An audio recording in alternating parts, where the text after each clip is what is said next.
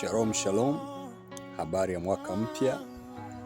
Ndipo tumeanza safari katika mwaka wetu mpya wa mwaka 2026.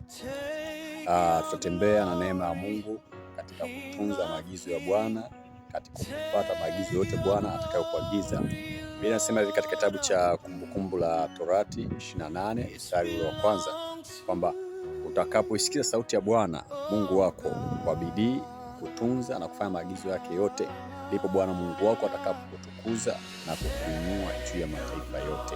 Amen. Sasa Mungu anataka usikize sauti yake kwa bidii, anataka ufanye kwa bidii, chochote anachokuagiza Mungu ufanye kwa bidii, ndipo atakapokuinua. Huu ni mwaka ambao tunataka tusikilize sana sauti ya Mungu, maagizo ya Mungu, kufanya kwa bidii, kutunza yale maagizo ambayo Mungu ametuagiza. Amen. Ziko baraka za Mungu kwenye kutii, ziko baraka za Mungu kwenye kufanya kwa bidii kwa Mungu na kuyafuata na kuyashika. Amen. Kuna watu wanashika sana maagizo ya waganga, wanashika sana masharti ya wachawi, ndio maana wanafanikiwa. Je, wewe mtu ambaye unamtumaini Mungu, unafanyaje? Unatakiwa ufanye kwa bidii zaidi yao. Ufanye kwa bidii, utunze maagizo ya Bwana, uombe pia bidii itumike kukuinua maisha yako. Amen.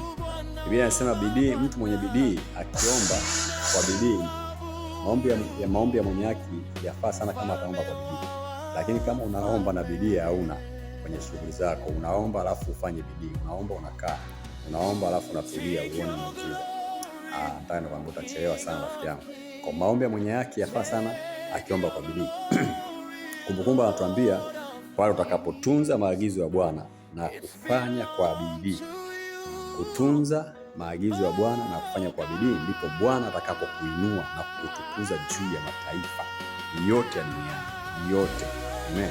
Kwa mwaka huu wa 2026 unaweza ukawa ni mwaka wa mafanikio yako, unaweza ukawa ni mwaka wa kuinuliwa kwako, unaweza ukawa ni mwaka wa baraka katika maisha yako pale utakapotunza haya maneno ninayokuambia. Utakapotunza kwa bidii, utakapofanya kwa bidii kazi ya Mungu. Amen. Fanya kazi ya Mungu kwa bidii, fanya kazi yako kwa bidii. Omba kwa bidii, fanya kazi yako kwa bidii. Tafuta kwa bidii. Amen. Mungu atakuinua. Usitamani cha mtu, usiibe cha mtu. Wewe omba Mungu, fanya kwa bidii.